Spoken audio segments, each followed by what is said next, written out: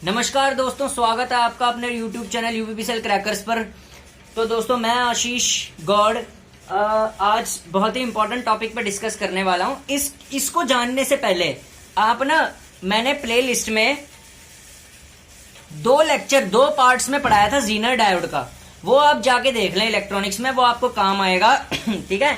Zener diode के बाद हमारा जो नेक्स्ट लेक्चर आएगा वो आएगा टनल डायोड के अंदर। तो टनल डायोड यूपीपीसीएल में बहुत ज्यादा पूछा जाता है, ठीक है। और रेगुलर मेरा चैनल पे वीडियो आती रहती है लगातार, ठीक है, थमता नहीं है बिल्कुल भी, ठीक है।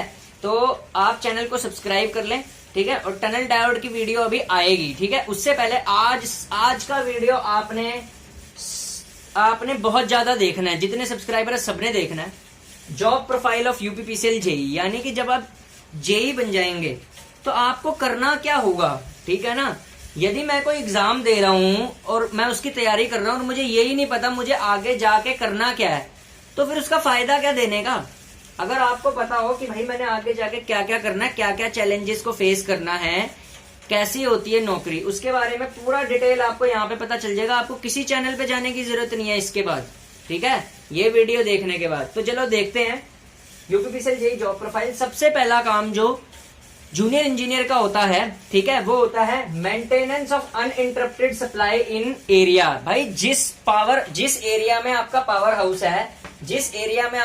हाउस है वहां पे आपको अनइंटरप्टेड पावर सप्लाई देनी है, यानी कि आपको उस जगह की मेंटेनेंस ऐसी रखनी है कि वहां अनइंटरप्टेड पावर सप्लाई रहे 24 मल्टीप्लाई बाय 7। अब ये 24 मल्टीप्लाई बाय 7 का मतलब क्या होता है, दिन में 24 घंटे और 7 दिन, मतलब कि इस तरीके से आपको अपना पावर हाउस रखना है कि वहां पे अनइंटरप्टेड पावर सप्लाई रहे, ठीक है।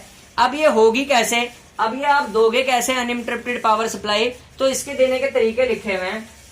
पहला, ensure proper maintenance of substation equipment, यानी कि जो भी आपके सबस्टेशन में इक्विपमेंट लगे हुए हैं, 33/11 के भी सबस्टेशन में जितने भी इक्विपमेंट लगे हुए हैं, जैसे कि isolated, transformer, circuit breaker, relay, इन सबकी प्रॉपर मेंटेनेंस होनी चाहिए आपके सबस्टेशन में, ठीक है।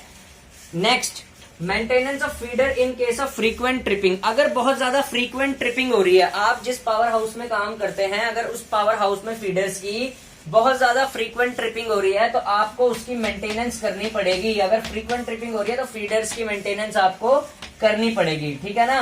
Next, change of faulty isolators and conductor. जो फॉल्टी आइसोलेटर्स हैं, कंडक्टर्स हैं और इक्विपमेंट है वहां के, उनको आपको चेंज करना पड़ेगा। ये सबसे पहला काम होता है, सबसे पहला काम, ठीक है ना।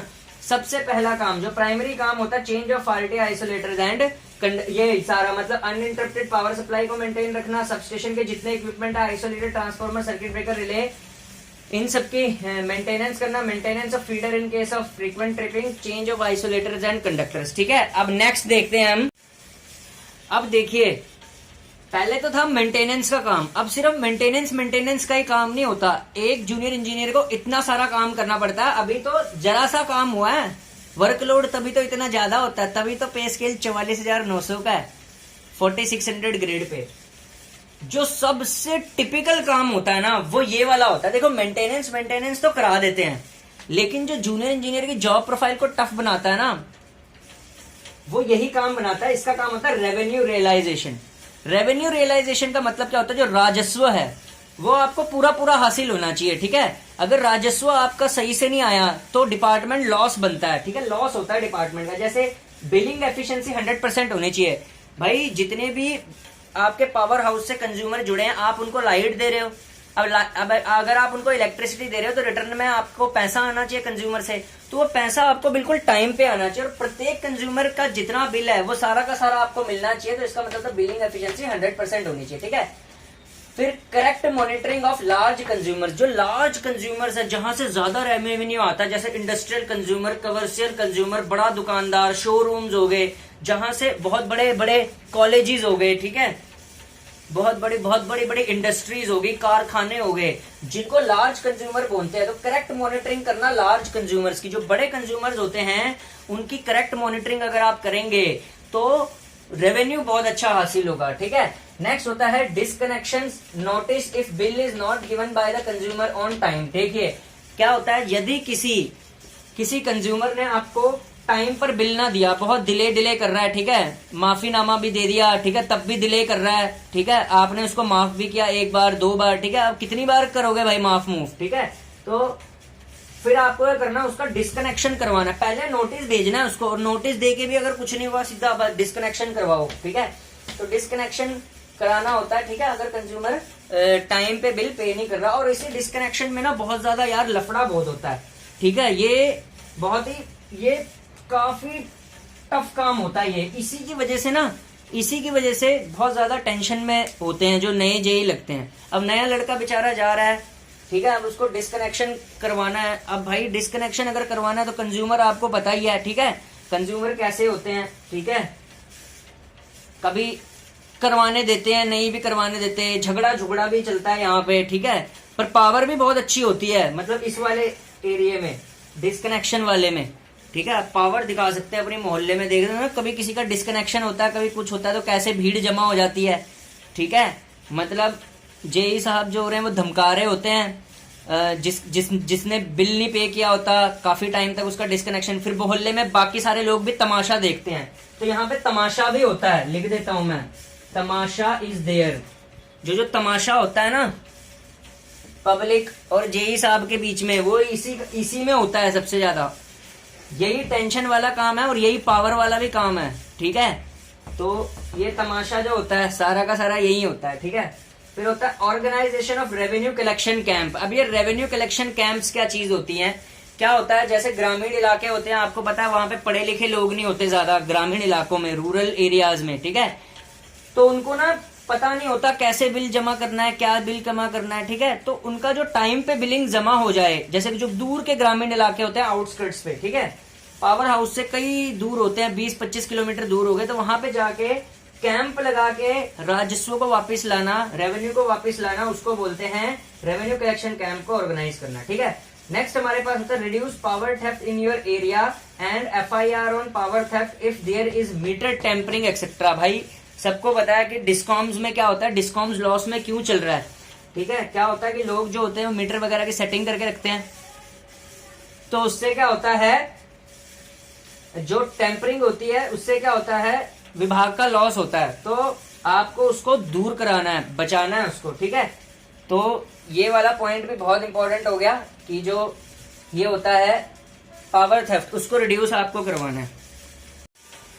नेक्स्ट है हमारे पास रिड्यूस AT&C लॉसेस, ठीक है। ये AT&C लॉसेस जो होते हैं ना, ये बहुत ज्यादा मेन होते हैं, इनको सबसे ज्यादा रिड्यूस करना पड़ता है, और इन्हीं की वजह से डिस्कॉम सबसे ज्यादा लॉसेस में है, ठीक है। AT&C लॉसेस जिस डिस्कॉम में जितने कम होंगे वो डिस्कॉम उतना फायदे में चलता है, ठीक है। AT&C का मतलब होता है, AT&C का मतलब होता है aggregate technical and commercial losses, ठीक है। Aggregate technical and commercial losses मतलब होता है AT&C लॉसेज का, ठीक है। AT&C लॉसेज जो होने चाहिए, अगर किसी डिस्कॉम को बढ़िया तरीके से चलाना है तो वो 15% से कम होने चाहिए, लेकिन ये बहुत ज्यादा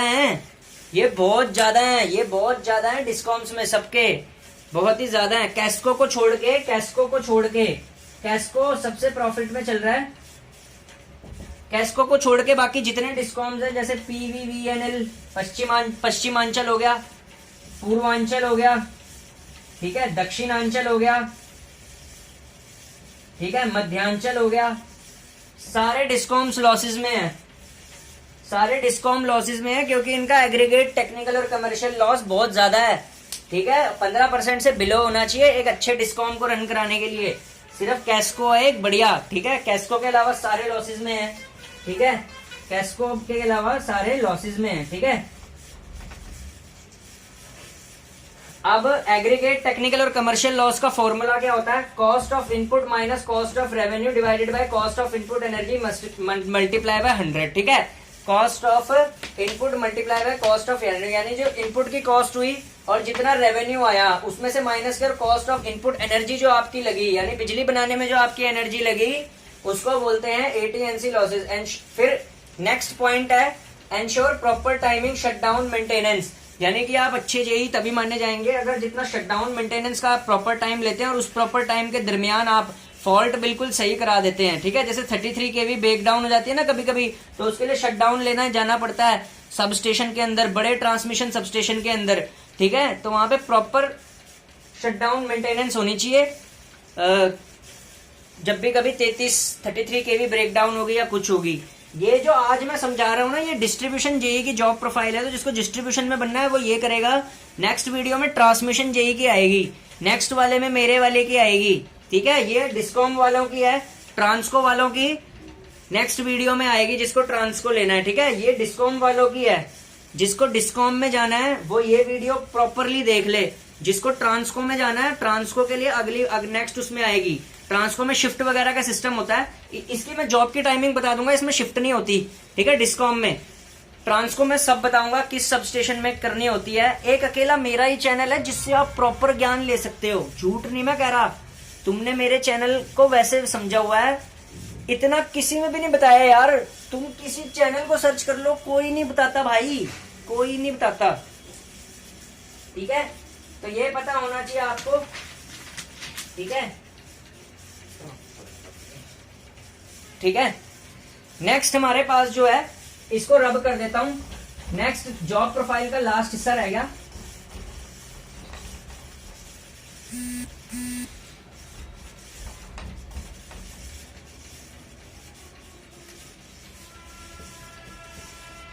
प्रॉपर पब्लिक मीटिंग टाइम।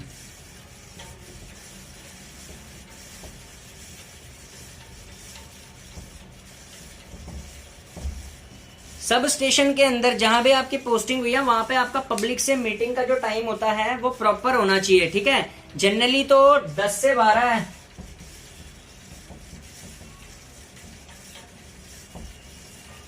ठीक है। इन यूबीपीसीएल की तो ये है टाइमिंग 10 से 12 वाली, ठीक है, पब्लिक मीटिंग की। लेकिन ये टाइमिंग पे कभी कभार, क्योंकि फील्ड वर्क बहुत ज्यादा रहता है, तो ये टाइमिंग प्रॉपरली नहीं हो पाती, ज्यादातर प्रॉपर इंश्योर इस टाइमिंग का नहीं हो पाता, ठीक है, okay. And last but not the least, बहुत ही इंपॉर्टेंट, कि जब भी आपकी पब्लिक मीटिंग हुई ना सब स्टेशन के अंदर, तो वहां पे जो पब्लिक है ना उसको अवेयर करो सरकार की जो ऑनलाइन स्कीम्स है ना उसके बारे में। जैसे आप अवेयरनेस करोगे उनको, तो वो प्रॉपर अपना काम कर पाएंगे। जैसे आजकल ऑनलाइन स्कीम्स भी आ चुके हैं, पोर्टल्स हैं ऑनलाइन, जैसे झटपट फॉर न्यू कनेक्शन, झटपट पोर्टल है न्यू कनेक्शन के लिए। ये है डोमेस्टिक कंज्यूमर्स का जो कनेक्शन होता है, डोमेस्टिक यानी कि घरेलू कंज्यूमर्स का झटपट पोर्टल आ चुका है, ठीक है। और जो लार्ज कंज्यूमर है, कमर्शियल कंज्यूमर, ठीक है, उनके लिए निवेश मित्र एक्सेट्रा। तो ये आप पोर्टल्स के बारे में जनता को जागरूक कर सकते हैं अगर आप जेई बनते हैं, ठीक है, किसी भी सब स्टेशन के अंदर, या कह सकते हैं किसी भी एरिया में, ठीक है, इलेक्ट्रिसिटी डिपार्टमेंट के, ठीक है।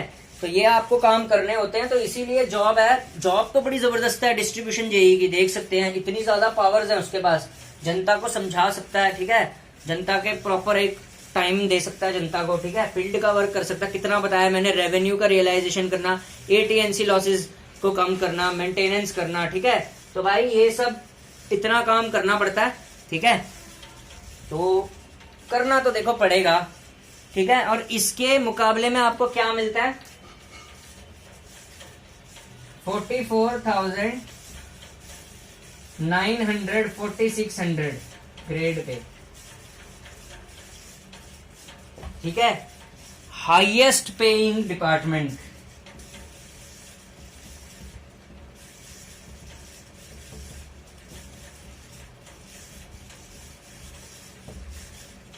इंडिया का जितना भी पावर सेक्टर है ना, पावर सेक्टर है, उसका हाईएस्ट पेइंग डिपार्टमेंट है ये, एंट्री लेवल पे। आप पावर ग्रिड में चले जाना, पावर ग्रिड में भी आपको एनुअल अच्छा मिलेगा, एनुअल होता साल का, लेकिन जो महीने का होता है ना, मतलब जो मंथली होता है पैकेज, वो इससे जबरदस्त किसी का नहीं है पावर सेक्टर में, ठीक है। तो हाईएस्ट पेइंग है पावर सेक्टर में, ठीक है, इतना आपको कहीं नहीं मिलेगा। एमपीपीजीसीएल का पे स्केल देखना कितना कम है, ठीक है, आप डीमोटिवेट हो जाओगे तैयारी करते हुए। 32,000 समथिंग के आसपास कुछ है उसका, और इसका देख लो ठीक है ना। तो ये इसकी पावर है, ठीक है।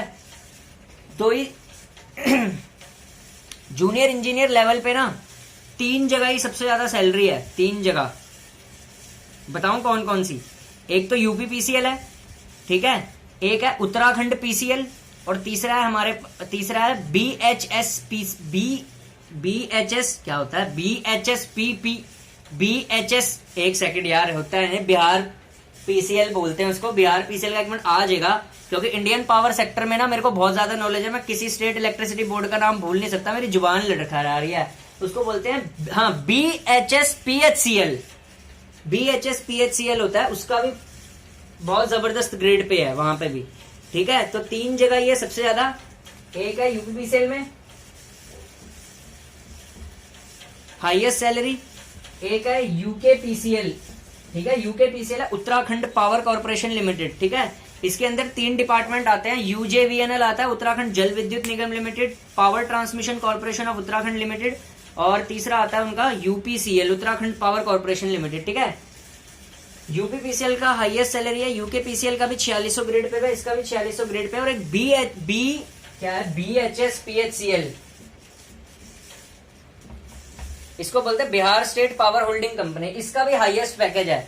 इसके अलावा जूनियर इंजीनियर का ऐसा सही पे स्केल है हर जगह, जैसे मध्य प्रदेश में इतना कम है, ठीक है, ठीक है। तो बस यही है, ठीक है, थैंक यू।